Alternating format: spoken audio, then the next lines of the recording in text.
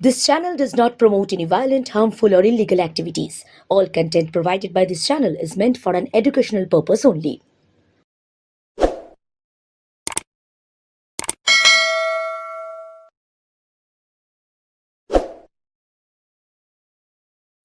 যে প্রশ্নটা করলেন যে পশ্চিমবাংলার মুখ্যমন্ত্রী তিনি সুপ্রিম কোর্টে গিয়ে দাঁড়িয়ে কথা বলেছেন, তিনি নিজে তো আপনি অ্যাডভোকেটই, হ্যাঁ ঠিক আছে, তিনি মুখ্যমন্ত্রী এবং অ্যাডভোকেট দুটোই, কিন্তু তিনি কোর্টে দাঁড়িয়ে বলছেন আমি মুখ্যমন্ত্রী হিসেবে আসিনি, আমি অ্যাডভোকেট হিসেবে এসেছি।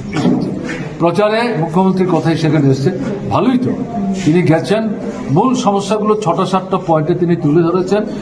আগামীকাল সোমবার প্রাথমিক শুনানির পর কোর্ট, হাইকোর্ট যে বেঞ্চ, তারা কালকে আরেকবার সেখানে শুনবেন।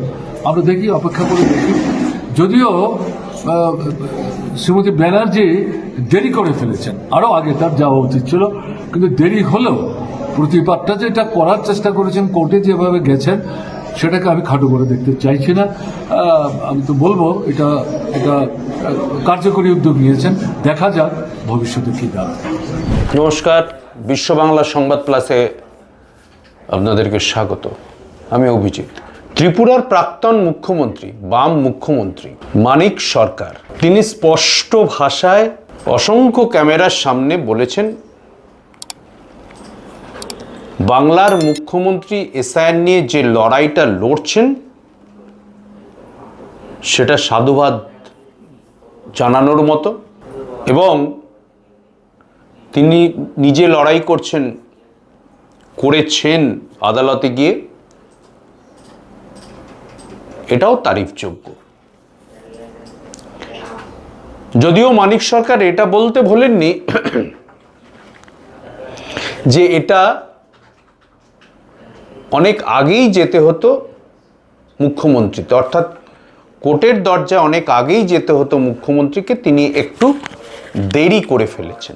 মানিক সরকার এই দেরি করে ফেলা বা আগেই যেতে হতো, এই কথাটার মধ্যে দিয়ে একটা বিষয় খুব পরিষ্কার করে দিয়েছেন। বিষয়টা কি? অর্থাৎ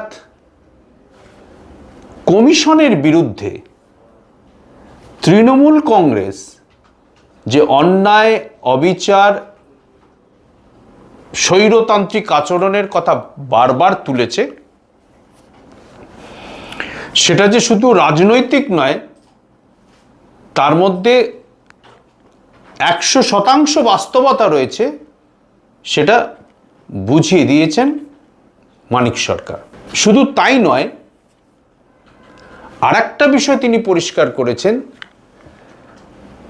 যে বাংলায় যারা বাম রাজনীতি করেন তারা বসে বসে কি করছেন, শুধু বিভিন্ন সংবাদ মাধ্যমে বাইট দেবার জন্য তারা জন্মেছেন? এত বড় এসআইআর এর মতো একটা ঘটনা ঘটছে, মানুষকে বাদ দেওয়ার তুমুল চক্রান্ত চলছে বিজেপির নেতৃত্বে কমিশনে, সেখানে বামেদের ভূমিকা কি? মমতা বন্দ্যোপাধ্যায় বা তৃণমূল কংগ্রেস কিছু বললে তার বিরোধিতা করাটা হচ্ছে আগে দরকার, ঠিক হোক ভুল হোক, আগে বিরোধিতা করতে হবে, বিরোধিতা করতে হবে আগে, ঠিক হোক ভুল হোক।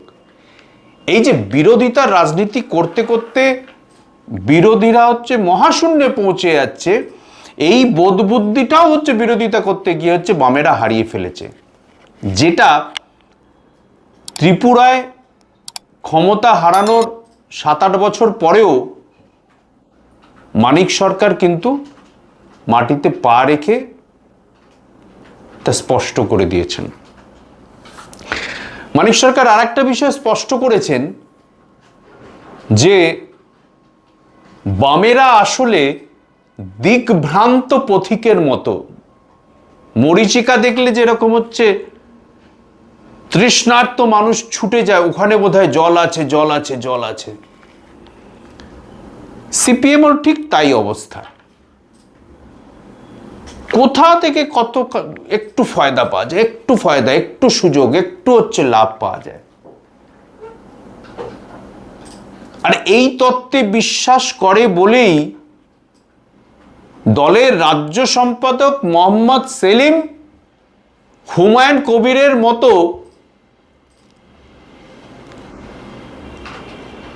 একজন রাজনৈতিক নেতার সঙ্গে চুক্তি করতে যান, রাজনৈতিক চুক্তি করতে গিয়েছিলেন যে ভাই তুমি আমার সঙ্গে এসো, তোমার মুসলিম ভোট আমার দরকার। কখনো মিম, কখনো আইএসএফ এবং কখনো হুমায়ুনের দল। অদ্ভুত। বাবরি মসজিদ ভাঙা হয়েছিল, যেটা বামেরা স্পষ্টভাবে বলেছিল একটা সময় যে অন্যায় হয়েছে, ভারতের ইতিহাসের কলঙ্ক। বাবরি মসজিদ তো শুধু একটা মসজিদ নয়, এটা একটা ইতিহাস। সেই ইতিহাসকে ভাঙা হয়েছে, চূর্ণ বিচ্ছিন্ন করা হয়েছে। যে বামেরা বলতো, আজ সেই বাবরি মসজিদের নামে যে ধর্মের রাজনীতি করছে, সেই বাবরি মসজিদ বানানোর লোকজনের সঙ্গে বামেরা আমি সেও সখার মতো বন্ধুত্ব স্থাপন করার চেষ্টা করছে। আসলে সমস্যা হচ্ছে মানিক সরকার ক্ষমতা থেকে চলে যাওয়ার পরেও প্রচণ্ডভাবে প্রাসঙ্গিক আছেন, এবং সবচেয়ে বড় কথা হলো তার বিরোধিতাটা, রাজনৈতিক বিরোধিতাটা বিরোধিতার জন্য বিরোধিতা নয়। তিনি যেমন মন প্রাণ খুলে মমতা বন্দ্যোপাধ্যায়ের এই অবস্থানটিকে সমর্থন করেন, আবার অন্য অবস্থানটিকে বিরোধিতা করেন। এই রাজনৈতিক চাতুর্য বা এই রাজনৈতিক পরিপক্কতা বাম নেতাদের মধ্যে দেখা যায় না। শ্রেণীচ্যুত, শ্রেণী শত্রু, অনেক রকম নাম আছে বামেদের মধ্যে। এই করতে করতে বাংলায় বামেদের সলিল সমাধি হওয়ার জোগাড়। অথচ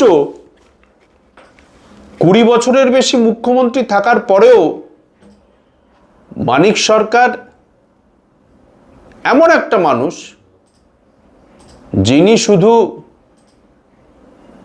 রাজ্য রাজনীতি নয়, দেশের রাজনীতিতে এখনো প্রাসঙ্গিক রয়েছেন ক্ষমতা হারানোর পরেও।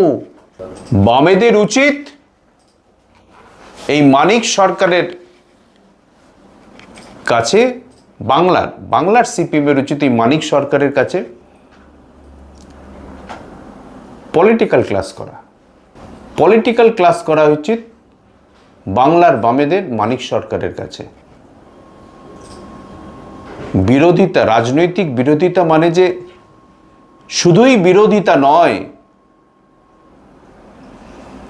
আমার বিপক্ষের ভালো কিছু থাকলে সেটাকে যে অ্যাকনলেজ করা উচিত, এই রাজনীতিটা মানিক সরকার কান ধরে শিখিয়ে দিয়ে যাচ্ছেন বামেদের।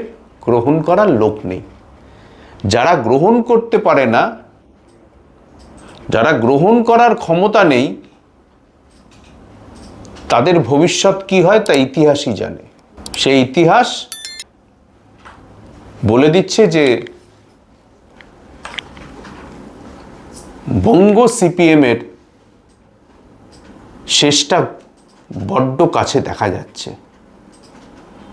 যদিও অনেক অত্যাচার, অবিচার এবং হুমকি ইত্যাদির মাঝখানেও কিন্তু মানিক সরকাররা টিকে আছেন। আর টিকে আছেন তার রাজনৈতিক দক্ষতার কারণে। এই দক্ষতাটা একটু যদি বাংলার সিপিএম অর্জন করত, তাহলে দলটা হয়তো বেঁচে যেত।